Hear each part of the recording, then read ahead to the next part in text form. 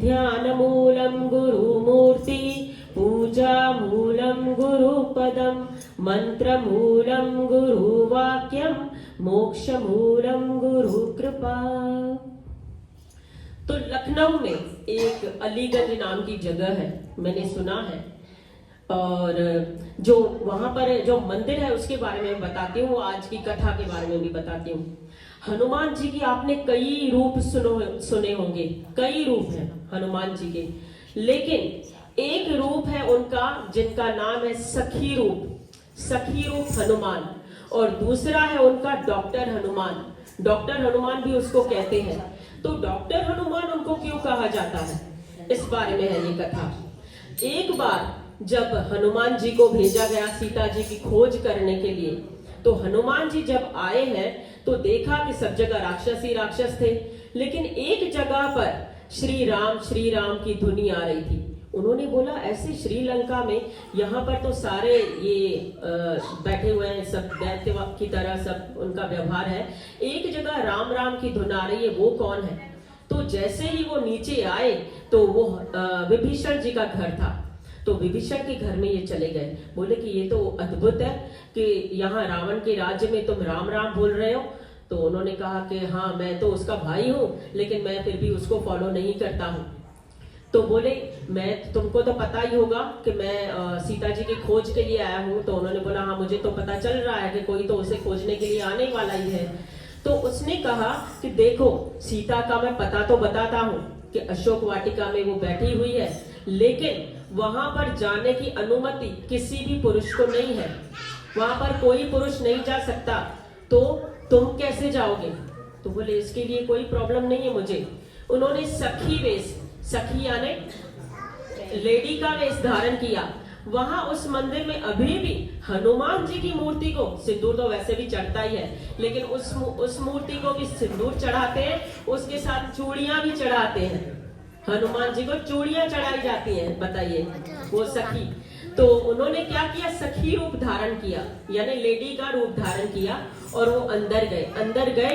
जैसे ही अंदर गए, बहुत सारे वन और ये थे, पेड़ पौधे लगे हुए थे। तो एक पेड़ पर चढ़ गए, एक पेड़ पर, क्योंकि एंट्री हो गई, फिर तो कोई दिक्कत ही नहीं है, तो एंट्री उनको ऐसे मिली थी। तब से हनुमानगंज में और कई ब्रिज में एक मंदिर है हनुमान जी का, वहां पर उनकी हेडिंग है डॉक्टर हनुमान। और डॉक्टर हनुमान उनको क्यों कहा जाता है, वहां पर आप सर्च भी करेंगे आपको पता चलेगा, ग्रंथ में भी पता चलेगा। वहां पर लोग अपने रोग नाश के लिए जाते हैं। उनका आपने मंत्र सुना होगा, ओम नमो हनुमते रुद्रावताराय सर्वशत्रु संहारणाय सर्वरोगहराय रामदूताय स्वाहा। ये मंत्र है। अब इस मंत्र में सब कुछ ही आ जाता है, फिर से सुनिए। ओम नमो हनुमते रुद्रावताराय सर्वशत्रु संहारणाय सर्वरोगहराय सर्ववशीकरणाय रामदूताय स्वाहा। 3 बड़े काम, सर्वशत्रु संहारणाय, सर्वरोगहराय, सर्ववशीकरणाय, इतना है मंत्र है, लेकिन इसकी संख्या बड़ी है। इसको जपने से ये सारी 3 चीजें जो है वो दूर हो जाती है, लोगों के रोग दूर हो जाते हैं। ये तो प्रत्यक्ष है। कई लोगों के आपको अनुभव मिलेंगे कि ट्यूमर्स और कैंसर तक चले गए उस मंदिर के दर्शन करने से, वहां पर संकल्प करने से। वहां पर संकल्प ऐसे किया जाता है कि आप ब्रिज के उस वृंदावन में जो ब्रिज का वो मंदिर है हनुमान मंदिर, वहां पर आप हनुमान जी को लेटर लिखेंगे। लेटर यानी एक पर्ची लीजिए, उसमें अपनी प्रॉब्लम डालिए और वो वहां पर रखिए, और ये मेरा संकल्प है, भगवान पूरा करें कि मैं जब भी जाऊंगी तो मैं वो ब्रिज वाले डॉक्टर हनुमान जी के पास पक्का जाऊंगी। तो आपको भी अगर मौका मिले तो उस हनुमान जी के दर्शन जरूर कीजिएगा। उसमें उनका एक हाथ ऊपर है और एक हाथ नीचे है, बहुत ही प्यारी छवि है उनकी। तो ये हनुमान जी की महिमा थी आज के दिन की। दूसरा तो ये एक लेडी थी जो शिव जी की बड़ी भक्त थी, बहुत शिव जी को ध्यान किया करती, पूजा किया करती, डेली पूजन किया करती थी। बहुत उसका शिव जी में विश्वास था और प्रार्थना किया करती थी कि भगवान मुझे कब दर्शन देंगे, मुझे कब दर्शन देंगे। तो एक दिन शिव जी उनके सपने में आए तो बड़ी खुश हो गई। तो तो सपने में ही उनको बोलने लगी कि मैं आपको साक्षात देखना चाहती हूँ कि आप मेरे घर पर पधारे। तो शिव जी ने उनको प्रॉमिस कर दिया सपने में ही कि मैं तुम्हारे घर पर आऊंगा। अब ये इसने क्या किया, जैसे ही उसका सपना सुबह खुला तो वो पूरे घर को साफ किया, जैसे मेहमान आते हैं हम लोग साफ करते हैं, तो पूरा घर उसने बहुत चकाचक कर लिया। और एक वेदी जिस पर बैठाया जाता है, और एक वेदी बहुत अच्छे से सजाई, वहां पे इत्र और फूल ये सब रखे, और बहुत अच्छे टेस्टी पकवान बनाए, तरह तरह का भोग बनाया। अब शिव जी का प्रॉमिस था कि मैं तुम्हारे घर आऊंगा, तो इसको यही था कि भगवान थोड़ी ना झूठ बोल सकते हैं।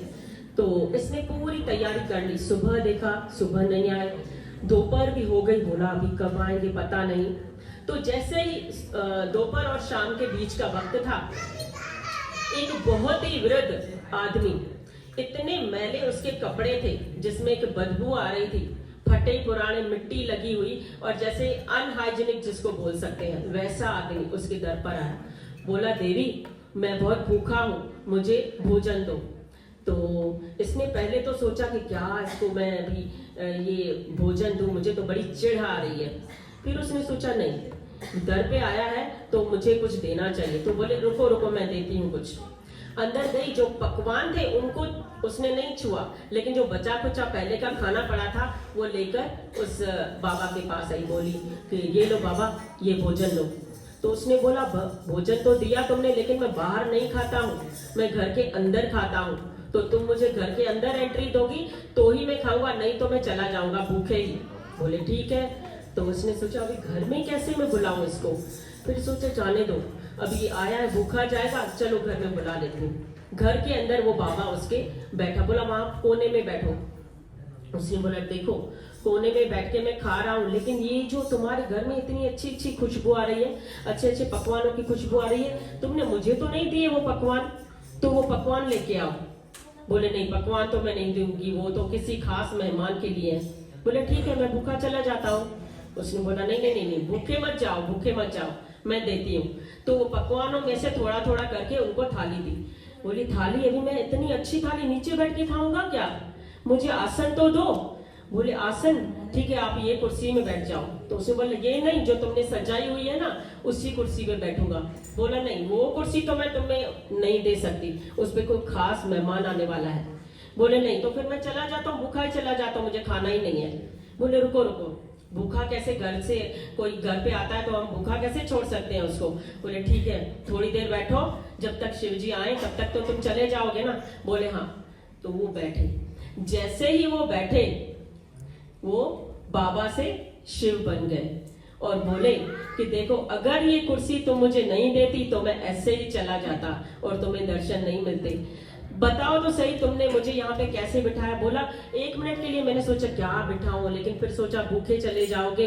फिर मैंने सोचा कि सब में तो तुम्हारा रूप होता ही है ना, तो हो सकता है ना जाने किस भेष में नारायण मिल जाए। तो मैंने एक पल के लिए सोचा। बोला वो जो एक पल था ना, वो मुझे ध्यान आया, मैंने ध्यान किया कि तुमने तो मेरे स्वरूप का वैसे भी दर्शन कर लिया है, अब क्या तुमको ठगना, भक्त को क्या ठगना। इसीलिए मैं अपने स्वरूप में आ गया और उसको शिव जी ने दर्शन दिए।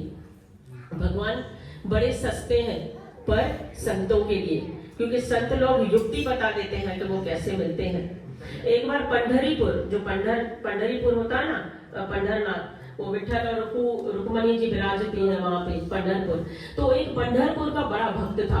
उस भक्त ने कहा कि मुझे पंढरपुर के देवता की, कृष्ण की तो मुझे कैसे भी दर्शन करने ही है, मुझे जाना है। पर वो बड़ा दरिद्र था, बड़ा गरीब था, उसके पास सिर्फ 100 रुपए थे और 100 रुपए तो उसके ट्रेवलिंग में जाते, 50 आने में 50 जाने में। तो वो बड़ा टेंशन में आ गया, लेकिन भगवान टेंशन कैसे दूर करते हैं। तो उसने सोचा 100 रुपए है मेरे पास और दर्शन तो मुझे पक्का करने हैं, क्योंकि मुझसे अब रहा नहीं जाता भगवान की दूरी। तो वो तो विरह अग्नि देखते हैं ना, तो जिनको वो पसंद करते हैं उनको विरह दे देते हैं, उनको जलाते हैं बैठ के, अपने दर्शन के प्रति बहुत ये कर देते हैं, तंग करते हैं भगवान। तो इसको भी भगवान बड़े तंग कर रहे थे। उसके पास पैसे थे नहीं और ट्रेवल हो नहीं सकती थी, तो उसने हिसाब किया। बोला 50 रुपया लगेगा जाने में, 50 लगेगा आने में। तो उसने भगवान को मन में बोला, सबके अंदर तो है ही, मन में बोला देखो 50 जाने में लगेगा, 50 आने में लगेगा, तुमको कुछ नहीं दूंगा, चढ़ाऊंगा कुछ भी नहीं, एक फूल भी नहीं चढ़ाऊंगा, मंजूर है तो मैं आऊं। तो अंदर से ही आवाज आती है ना, आंसर भी तो अंदर से ही आते हैं। बोले हाँ आ जाओ चलो, कुछ नहीं चढ़ाना। तो ये गया तो ट्रैवलिंग में उसके 50 रुपए फिनिश हो गए। तो जाने वाला था मंदिर की तरफ, तो एक लड़के ने, बड़ा सांवला सा मोटा सा घुंघरालू बाल वाला लड़का था, उसने उसको पकड़ा, बांह पकड़ा, बोला अरे सुनो मेरी बोनी तो करा के जाओ। बोनी मतलब पहला जो होता है सेल। तो बोला ये पहली बोनी करा के जाओ। तो बोले क्या, मेरे पास इतना कुछ है नहीं, क्या चाहिए तुम्हें? बोला मुझे कुछ चाहिए नहीं, तुम लो मुझसे। बोला क्या बेच रहे हो? तो उसने भगवान के जो विग्रह होते हैं ना, छोटे छोटे श्री विग्रह जो आप लेके आए थे, तो वो श्री विग्रह दिखा रहे थे। बोले ये है विठल है, इसको ले लो आप 25 रुपए में, 25 रुपए में मिलेगा। बोले 25? बोला तुम्हें 25 दे रहा हूँ, 50 रुपए के विठल है। बोला 50 रुपए के विठल तो बड़े महंगे हैं। तो बोले सुनो मुझे नहीं चाहिए, सच में मुझे नहीं चाहिए। तो लेकिन आपको पता है ना सेल्समैन कैसे पीछे पड़ जाते हैं, तो ये पीछे पड़ गया उसके, नहीं तुम्हें भगवान तो लेने पड़ेंगे। बोला देखो भाई मुझे नहीं चाहिए। बोला ठीक है 50 रुपए में तुम्हें रुक्मणी भी दे देता हूँ, 50 में विठल और उसके साथ रुक्मणी भी, 2 मूर्ति दे देता हूँ, पर ले लो। इतना सर खाया। तो उसने बड़ी, हम जैसे जान छुड़ाते हैं, उसने बोला ठीक है मैं दर्शन करके आऊं पंढरपुर के, फिर मैं तुमसे आके ले लूंगा पक्का। बोला पक्का आओगे? प्रॉमिस, मैं पक्का आऊंगा। कैसे भी जान छुड़ाई और पंढरपुर दर्शन किए और वापस जाने लगा। बड़ी खुशी हुई, उसके दर्शन हो गए।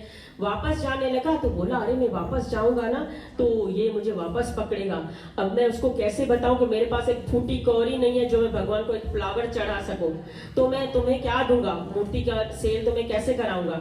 तो इसने दूसरा रास्ता चुना कि मैं दूसरे रास्ते से निकल लूंगा, अपना 50 रुपए में वापस चला जाऊंगा घर पे। तो उसने वहां पे आकर उसका हाथ पकड़ा कि यहाँ से क्यों जा रहे हो, तुमने प्रॉमिस किया था तुम्हें लेनी पड़ेगी। उसने बोला भाई देखो मुझे ना नहीं चाहिए तुम्हारी मूर्ति, बोल भी नहीं सकता था मेरे पास पैसे नहीं है। बोले देखो मैं तुम्हें एक फ्री देता हूँ, तुम ले लो, चलो मुझे दे दो पैसे। अब कैसे भी करके उसने बोल के वो 50 रुपए उसके ले लिए, किसी तरह उसको मूर्तियां दे दी। अब ये टेंशन में था कि मैं घर कैसे जाऊंगा, फिर भी बोला चलो मैं चला जाता हूँ। तो बाहर एक बस खड़ी थी इसके घर तरफ जाने वाली। बोला कि ठीक है मैं चढ़ लेता हूँ, अभी जो वो मार पड़ी तो पड़ी, उतार देगा ड्राइवर तो ये कंडक्टर तो उतर जाऊंगा और क्या, चढ़ तो लूं। चढ़ा, बस में चढ़ा। तो जाते ही, ईमानदार तो बड़ा था, जाते ही उसने कंडक्टर को बोला सुनो भाई मुझे कुछ बोलना है आपको, मेरी बड़ी मजबूरी है।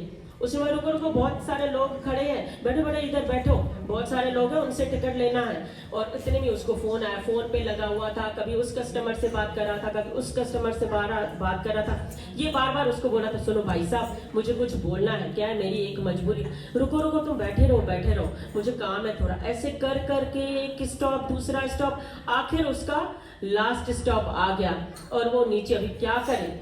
आखिर उसने 1 मिनट 2-3 मिनट तो बस रुकती है, उतर के उसने बोला देखो भाई, यानी बस में ही था, बोला सुनो मुझे ना तुमसे बात करनी थी। बोला क्या बात करनी थी? टिकट की, टिकट ली ना तुमने? बोला नहीं मैंने नहीं ली। तो बोला बस में क्यों चढ़े?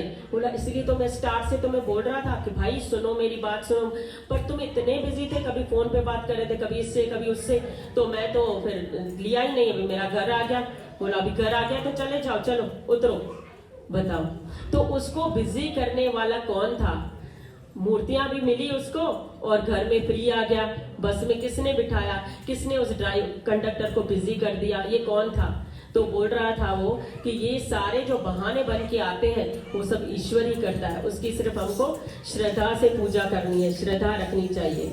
क्योंकि श्रद्धस्व, गीता में उन्होंने कहा है कि श्रद्धस्व अर्जुन, श्रद्धस्व, श्रद्धा रख, श्रद्धा रख। श्रद्धा ही तो, बाहर तो भगवान आपको बाद में मिलेंगे, पहले तो अंदर में दिखते हैं ना। श्रद्धा ही नहीं है, बोलते हैं वैद्य में, दवा में, और भगवान में श्रद्धा करनी चाहिए।